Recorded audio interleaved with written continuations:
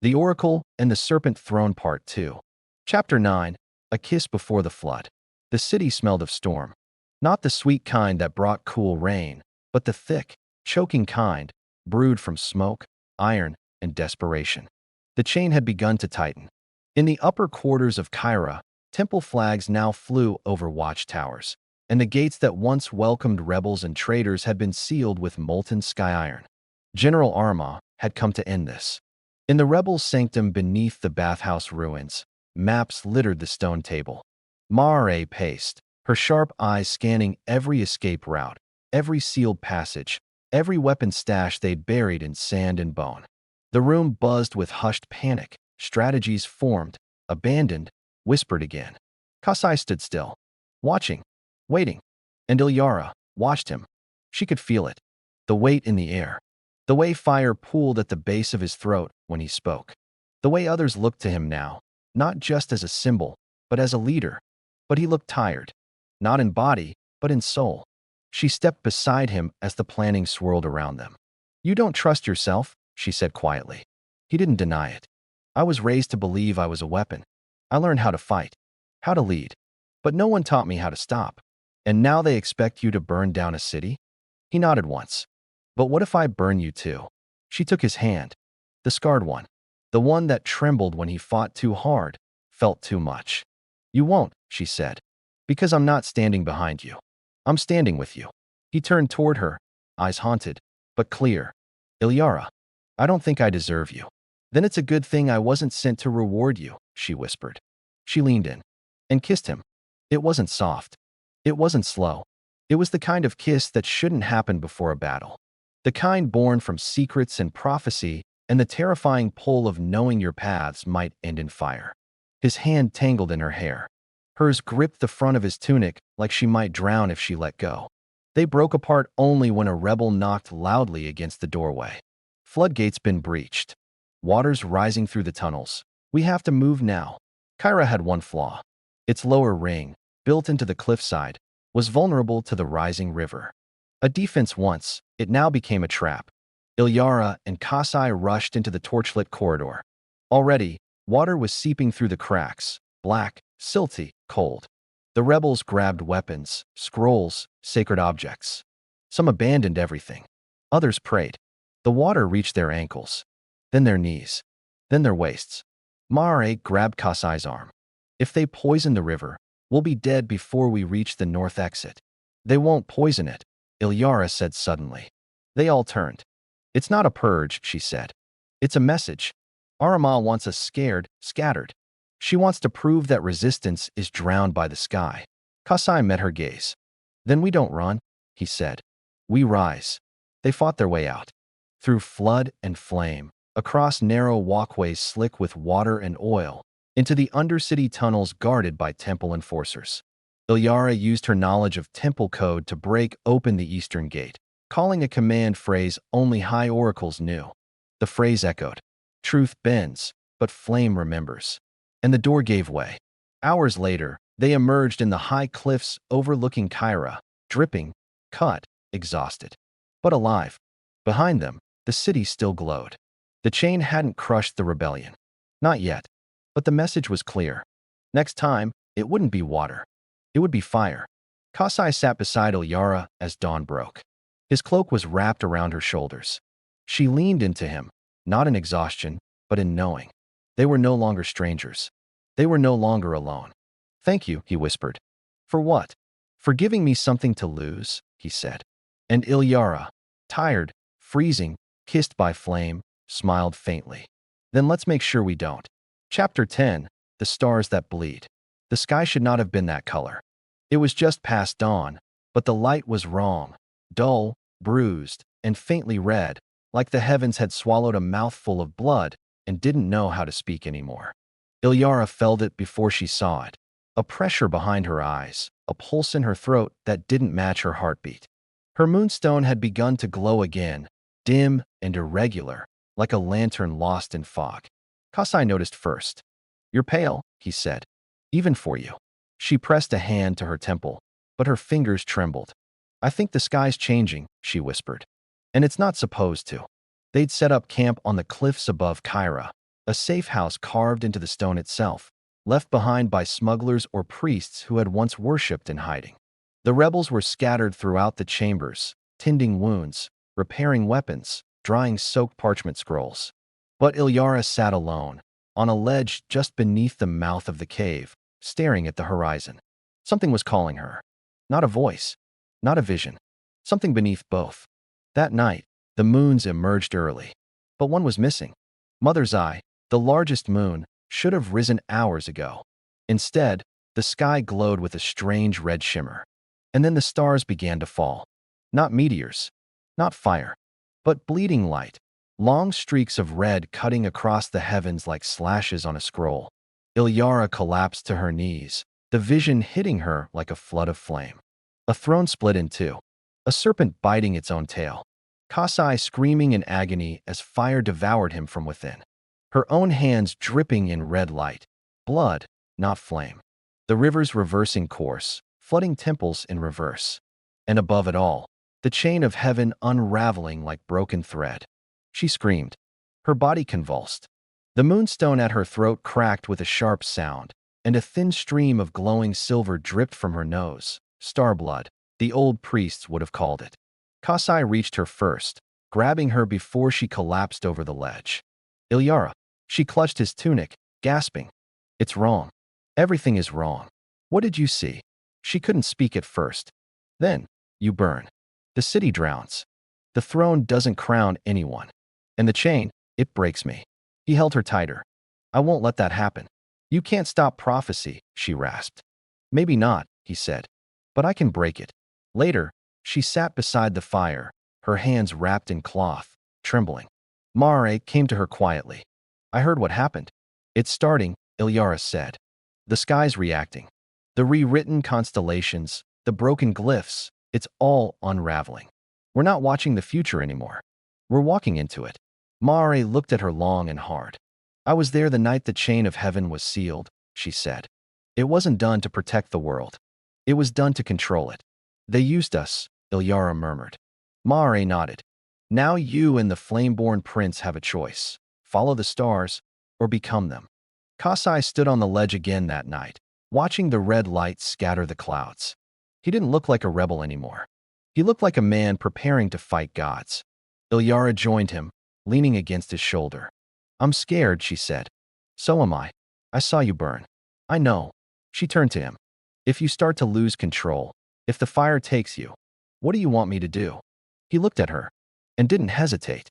End it. In me. She blinked hard, pain rising in her chest. No, she said. I'll find another way. There is no other. Yes, there is.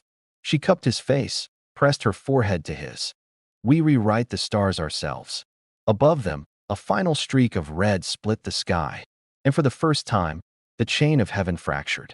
A single link vanished from the constellation's arc, and across the sand-choked horizon, the old gods began to stir. Chapter 11. The Fire That Waits. The fire had stopped answering him.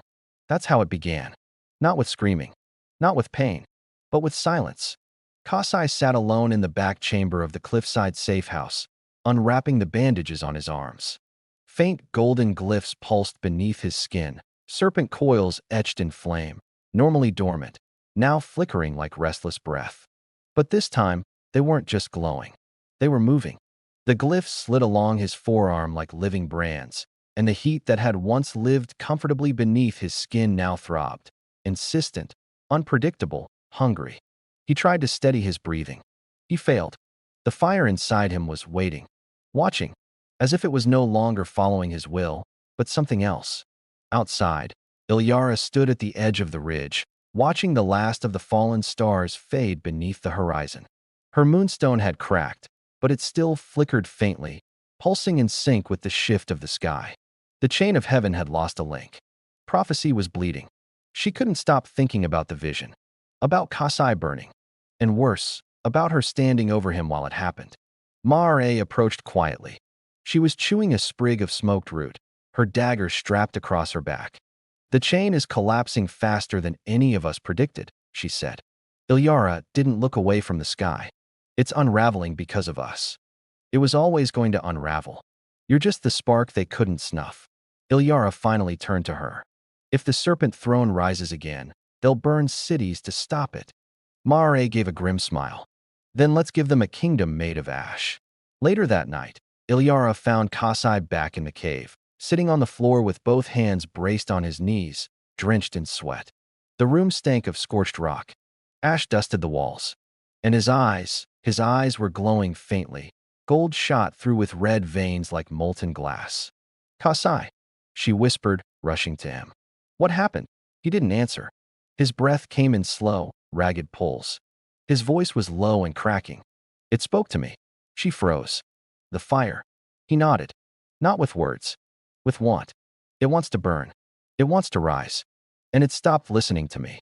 She knelt in front of him, touching his face. You're still you. No, his voice broke. I'm changing. The blood in me. It's waking something older. Something buried. The Serpent Kings, they didn't control it. They fed it. He looked at her, and she saw fear for the first time. I don't want to be that. She kissed his forehead, fiercely. You won't. You hear me? You're not a weapon. You're not a curse. You're a man, and you've survived everything they threw at you. I'm not sure I'll survive what's inside me. She held his face in her hands. Then I'll carry it with you. And then it happened. His breath stopped. His eyes snapped shut, and the glyphs on his arms burst into full flame. The air in the room thickened, a pressure like thunder trapped under bone, and his body seized with fire. Ilyara reached for him, but a wave of heat blasted her back against the wall. Kassai. His body lifted slightly from the ground, tendrils of fire coiling around him like serpents writhing in slow, ancient fury. And then, a whisper. Not his voice. Not hers. But something inside the flame. Let me out. The fire snapped shut, and Kassai collapsed. Ilyara rushed to him, pulling him into her arms. His body was burning hot, but not scalding. His eyes fluttered open. Blank. What did you hear? She asked. He blinked once, then whispered. It remembers me, and it wants to finish what I couldn't. That night, no one slept. The rebels sharpened blades. Ilyara traced new glyphs in salt and fire ash, old protective circles she'd once memorized to contain sacred flames. Kassai sat in silence, refusing food, water, or rest. And above them, the chain of heaven lost a second link. The fire was no longer waiting. It was waking, and it would not sleep again. Chapter 12. The Oracle's Defiance. The summons came on a silver-winged scroll, delivered by wind, sealed in wax marked with the chain of heaven, and bearing only 4 words. Return or be erased. They were hiding in the cliffs outside Cairo when it arrived. Kassai wanted to burn it. Mare wanted to intercept the messenger and feed him to the dunes. But Ilyara simply unrolled it, read the words, and, without a word, walked to the far end of the cavern and began to braid her hair. Not for beauty, for war. Kassai followed her. You can't go back there, he said, his voice low and urgent. You know what they'll do. They want a symbol, she replied, not a woman. They need me alive long enough to silence me publicly, so they can prove the chain still holds. You're walking into a death sentence. She turned, met his eyes. I'm walking into a fire with my own match. By nightfall, she stood at the gates of the Temple of Starlit Breath, the southern branch of the 9 Moons Temple, used for oracles on pilgrimage and public trials. Her robes were white, not the silks of ceremony, but rough-spun mourning cloth, dyed with salt and crushed pearl. Her hair was bound with red thread. Her moonstone hung cracked but defiant at her throat. 2 seekers flanked the gate. They parted wordlessly. Inside, the hall was filled. Temple elite, high priests, star scholars, silent nuns, curious traders, a few spies in plain robes, a handful of rebels pretending not to be, and at the center, raised on a dais of obsidian, High Star Priest Elian, once her mentor, now her judge. The hall quieted as she entered. Torchlight flickered. The chain of heaven was carved into the floor in mirrored glass, but several of the stars were cracked, chipped. The illusion of control was breaking, and Ilyara, alone, stood in its center. The priest's voice echoed. Ilyara, daughter of no house, born beneath the sickle moon, sworn to silence and sight. Do you deny that you fled your calling? That you walked with a fire-marked exile? That you dared speak visions outside this sanctum? Her voice rang clear, firm. I do not deny it. The crowd murmured. She continued. I claim it. I saw truth the temple buried. I saw a future they fear. I walked in flames that do not kneel. Gasps. The priest's lip curled. You speak heresy. The chain has held for centuries. The gods placed it in the sky to guide us. Ilyara's voice didn't waver. Then why is it breaking? He flinched. You defile the stars. I listened to them. She stepped forward. In the Tower of Silence, I saw a name, Kassai. I saw a serpent throne rising from ash. I saw the stars bleeding. And I saw myself, standing in judgment. Her eyes scanned the chamber. But it wasn't a vision of fear. It was a warning. The chain has become a leash. The sky is not law. It is a lie repeated until we forgot who we were. A priestess fainted. The crowd roared. And still Ilyara stood. Fierce. Alone. Alive. The high priest rose, trembling with fury. Enough. You are stripped of oracle title. You are no longer a vessel of prophecy. Your moonstone will be broken. Your name forgotten. She smiled. I don't need your stone. She reached into her robe and pulled it out herself, cracked and glowing with a faint silver fire, and shattered it on the floor. Gasps turned to screams. Because from the shards, light burst outward, not gold, not white, but starfire, the kind only born of truth denied. Guards moved. But Kassai stepped through the crowd, cloak cast off, flame already alive at his feet. No one touches her. The room ignited into chaos. Ma'are's rebels moved through the rear gates. In the panic, Ilyara raised her voice one last time. The Serpent Throne was not destroyed. It was hidden. The fire was not a curse. It was a promise. And I'm done being quiet. They fled through smoke and echo, as the chain of heaven carved in the floor shattered behind them. Hours later, in the safety of a ruined aqueduct, Ilyara and Kassai sat in silence. You don't have to be what they feared, he whispered. I already am.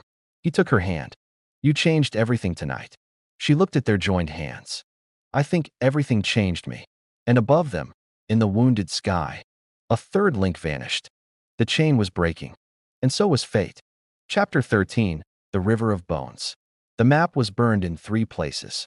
Mara laid it out on a slate table beneath the fractured aqueduct, lit by firestones and moonlight. Her finger traced a crooked line just west of the broken temple seal. If you want to disappear completely, she said, there's one way left, the River of Bones. Ilyara went still. That's not a path, she said. It's a graveyard. Mare nodded. Exactly. Which is why they'll never follow you there. Kassai stood nearby, arms crossed. You mean the river where they dumped the remains of the Serpent Kings?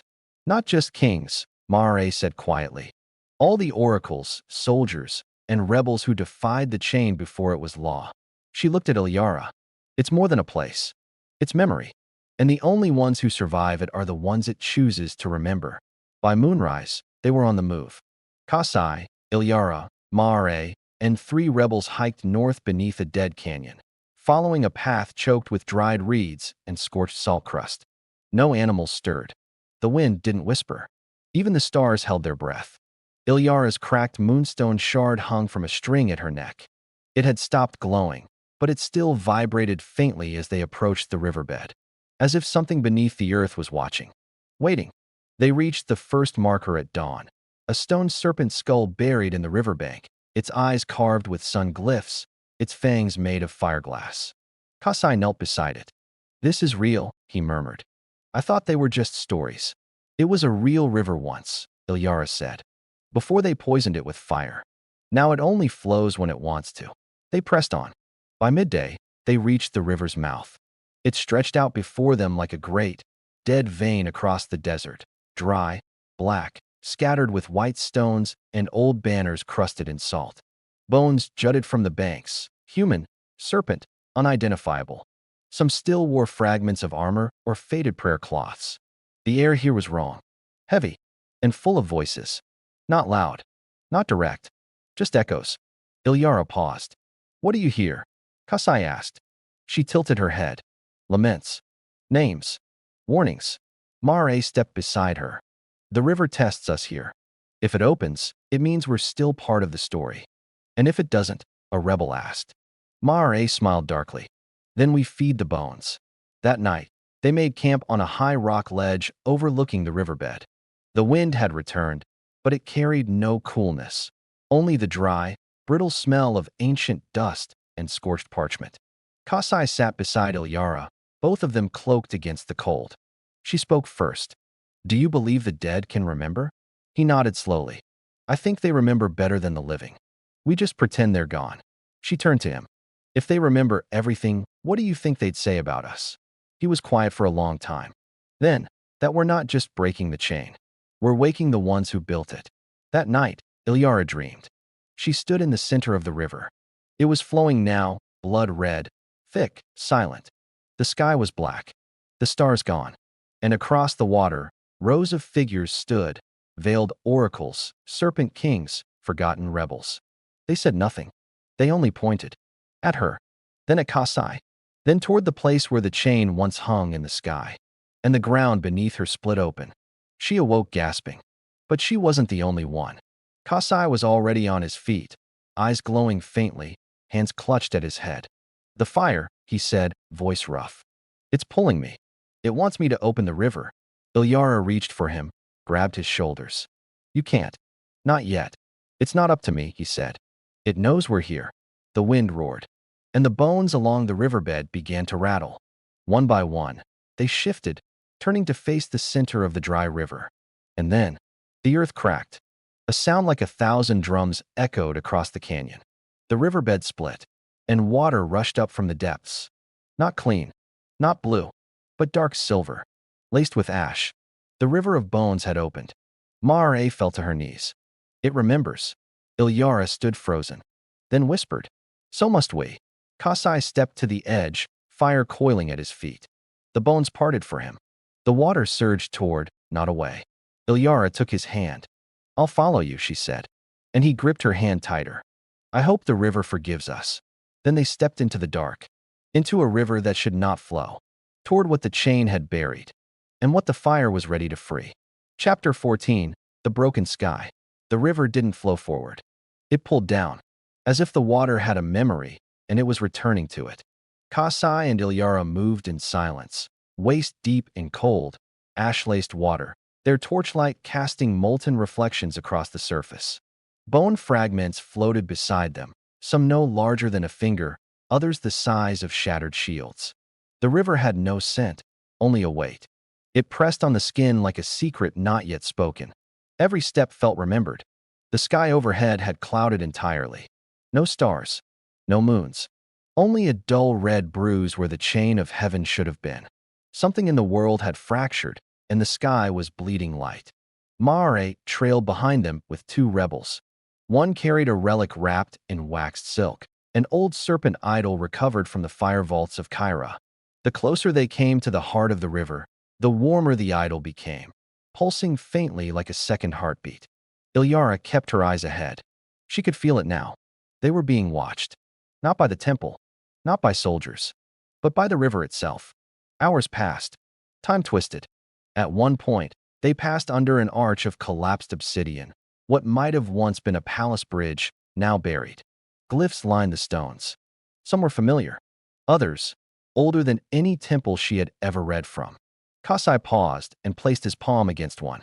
The glyph lit, red, then gold, then faded completely. "They're test markers," he murmured. "Passphrase for kings." Ilyara stared. This was a road for royalty. He looked at her. "No, for execution." They made the kings walk this path after their flames were stripped. At last, they reached the bend. The river curved sharply around a jagged bluff of black stone, and there, half submerged in the ash water, stood a massive statue.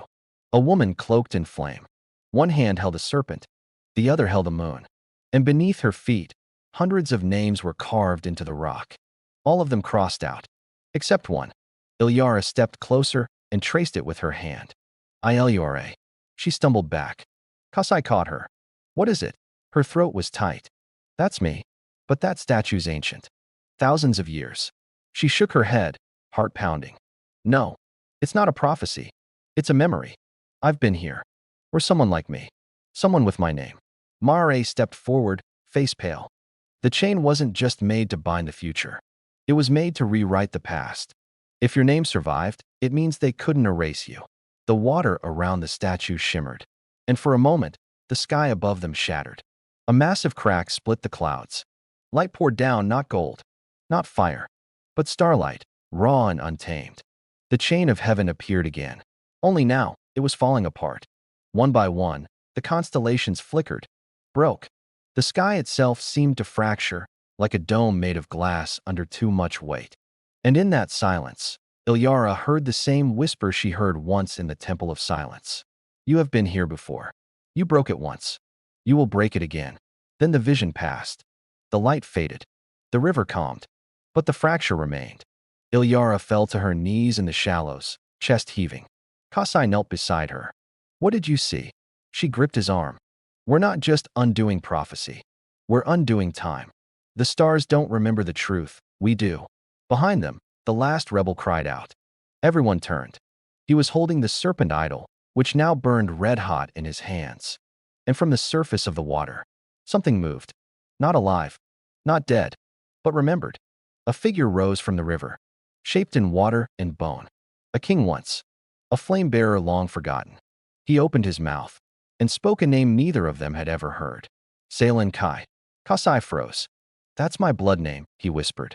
Only the firebound know it. The ghost king stared at him, eyes made of starlight, and whispered, Then you must open the vault. Before the gods wake. The figure vanished. The river stilled. And far above them, the sky cracked again. This time for good. One star fell.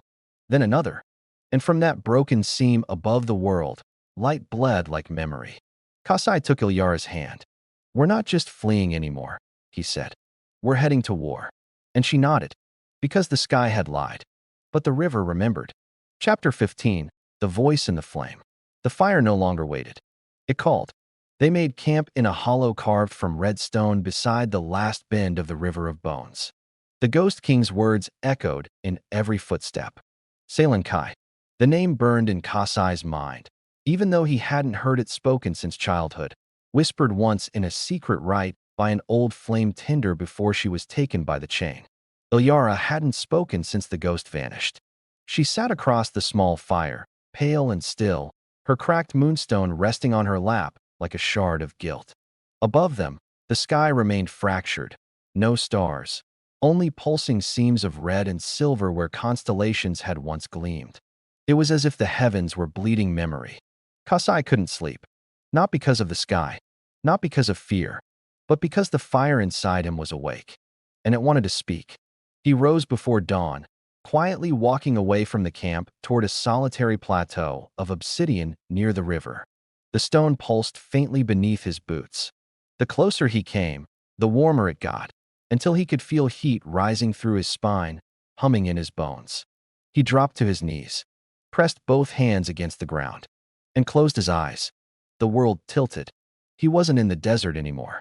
He stood in a place made entirely of ash and fire, a world of memory and ember. Figures moved in the flame.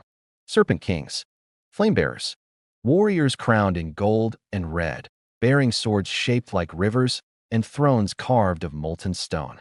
Then they vanished, and one voice remained. Low, echoing, genderless, infinite. You are the last of us. You carry the flame unbound, and you have not yet chosen how the world ends. Kassai staggered back. Who are you? He asked. The flame pulsed. I am what was sealed beneath the throne. I am the will they feared. I am fire with a name, and I once crowned kings before the stars were hung. He couldn't breathe. Why now? He asked. Because she has awakened you. Because she has broken the chain with her blood, and now your fire has choice. Burn the vault, or bury it. Images flooded his mind. Ilyara, standing at a gate of light, torn between stars and shadow. Himself, drenched in flame, a city behind him in ruin, a throne before him split in two. A child, his child, carrying a new symbol, a ring of fire and moon. And the sky, empty, quiet, free. Kassai dropped to the ground, breath ragged. I'm not a god. No, you're worse. You're a man with a choice that gods would die to have. He woke choking on smoke. Ilyara was beside him, gripping his shoulders. You were burning, she gasped. Kassai, you stopped breathing. He sat up fast, his skin still radiating heat. The flame spoke to me. What did it say? He turned to her, eyes glowing faintly in the dark. It said the fire doesn't crown rulers. It chooses endings. Silence stretched between them. Ilyara reached out and touched his wrist. What ending do you want? He didn't answer right away. Then, one where you live. Her throat caught. Kassai, I don't care if I die. But if I carry this thing to the vault and it chooses me, I don't want to lose who I am. She cupped his face gently. You won't. You can't promise that. No, she whispered. But I can promise I'll pull you back. As many times as it takes. They didn't kiss. Not then. The moment was too sharp, too sacred. But when they stood, they held hands. And didn't let go. Because after the voice and the flame, they both knew the next step wasn't just rebellion. It was resurrection. The vault awaited. And the fire had made its offer. Burn. Or bury. There was no third door. Across every empire, every forgotten age, stories still whisper. If this tale stirred your spirit, leave a like to honor the echoes of the past. Share your thoughts in the comments. Every voice weaves a new legend into the sands of time. And subscribe to our YouTube channel Historical Fantasy Stories, where myths walk beside history, and every discovery changes the world. The next forgotten legend is waiting to be found.